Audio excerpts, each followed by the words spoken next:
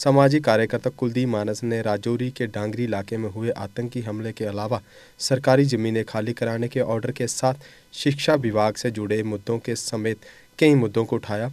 कुलदीप मानस ने कहा कि इन सभी मुद्दों को राज्यपाल प्रशासन द्वारा गंभीरता से लिया जाना चाहिए और तत्काल समाधान किया जाना चाहिए। उन्होंने कहा कि राजौरी के डांगरी इलाके में हमला एक दुर्भाग्यपूर्ण घटना है जो खुफिया एजेंसियों की विफलता को दर्शाता है।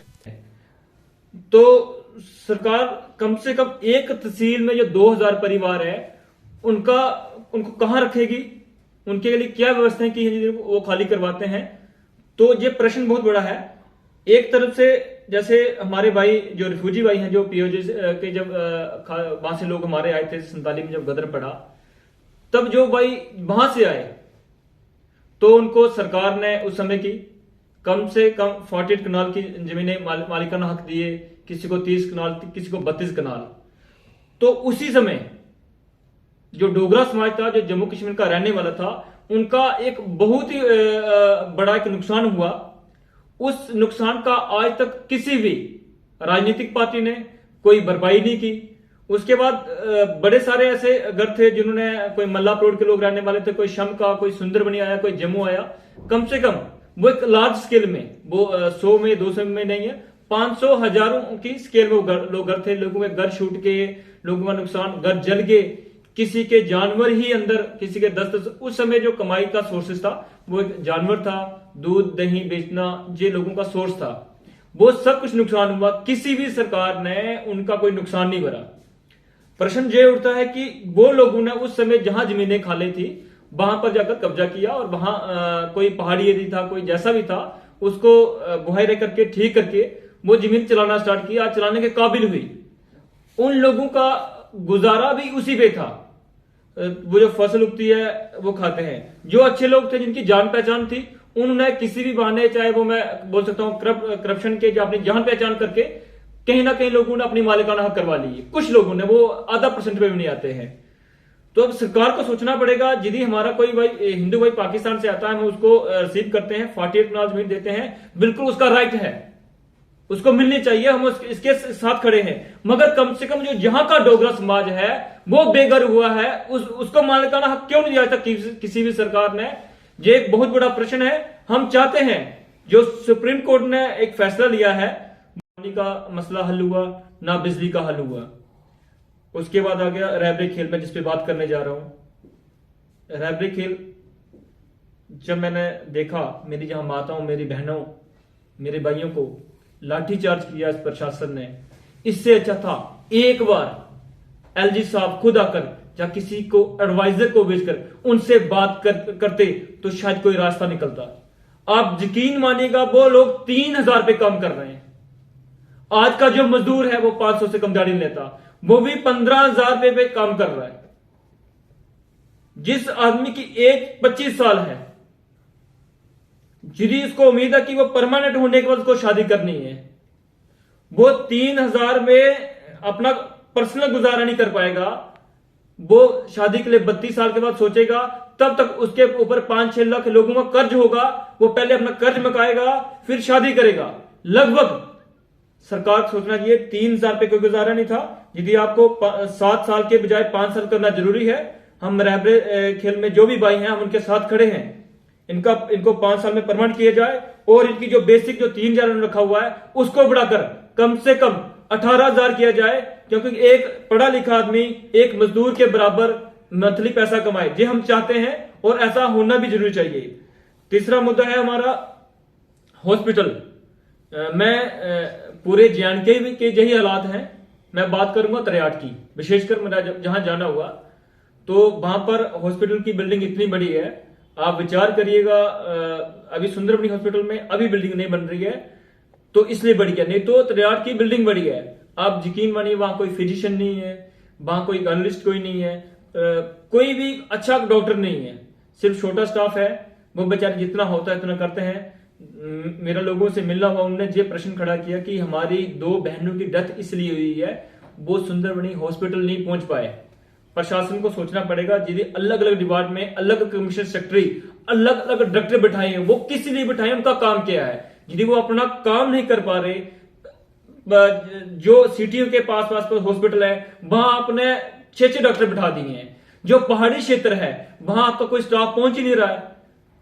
ये सोचना पड़ेगा, यदि आपको अलग अलग डिपार्टमेंट में अलग सेक्रेटरी, अलग डॉक्टर, सीएमओ सब बिठा रहे हैं, उसके बाद आपके काम पर्याप्त नहीं हो रहे, आपको एक विचार करना पड़ेगा, फिर इन लोगों को पोस्टिंग की जरूरत नहीं है। इसके बाद मैं आता हूं एजुकेशन पे। एजुकेशन का जो मुद्दा है, एजुकेशन एक ऐसी हमारे में बोल सकता हूं कि एजुकेशन पढ़े लिखे होना बहुत जरूरी है आज के टाइम में।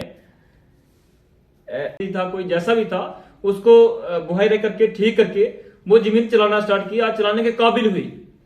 उन लोगों का गुजारा भी उसी पे था, वो जो फसल उगती है वो खाते हैं। जो अच्छे लोग थे जिनकी जान पहचान थी उन्होंने किसी भी बहाने, चाहे वो मैं बोल सकता हूं करप्शन के, जो अपनी जान पहचान करके कहीं ना कहीं लोगों ने अपनी मालिकाना हक करवा ली। कुछ लोगों ने, वो आधा % पे भी नहीं आते हैं।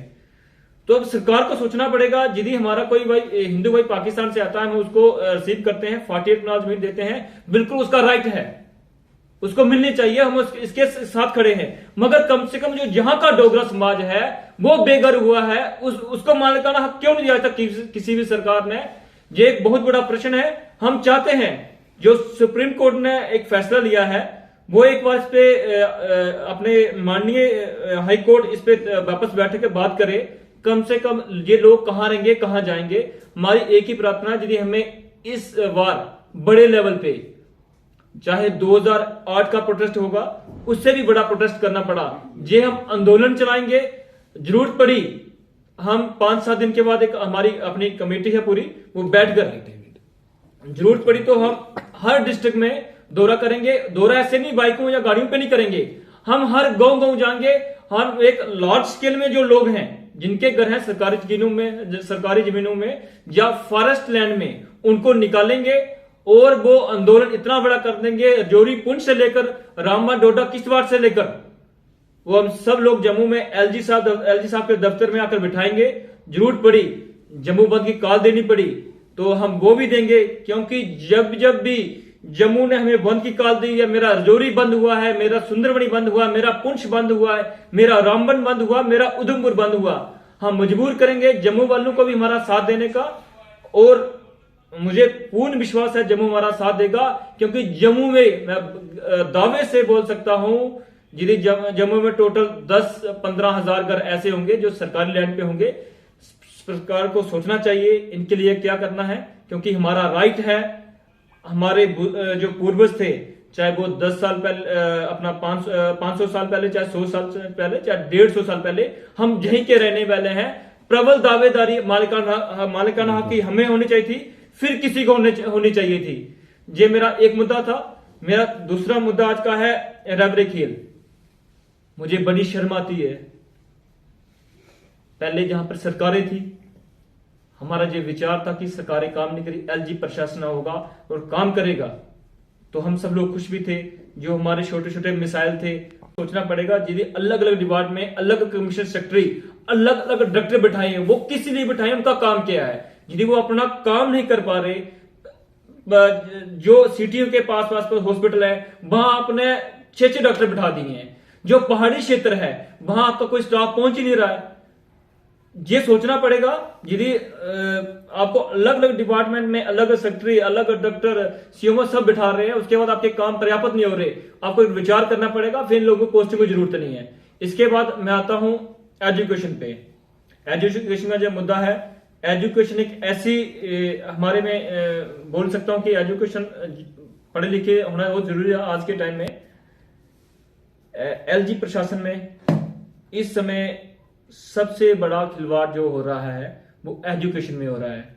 आप यकीन मानिएगा, पूरे जेएनके में आप कहीं भी करते हैं, कवर करते हैं, आपको जो सिटी के आसपास स्कूल हैं, आपको वहां पर 50 रोल मिलेगी, स्कूल में 60 रोल मिलेगी, आपको वहां 15 टीचर, 16 टीचर मिलेंगे। जनाब नारला बंबर एक स्कूल है करके, वो 63 या मोगला ब्लॉक में आता है, एक टीचर और 84 रोल, वो स्कूल है मिडिल स्कूल। आप यकीन मानिएगा वो 84 बच्चों का भविष्य सीधा सीधा सरकार खा रही है।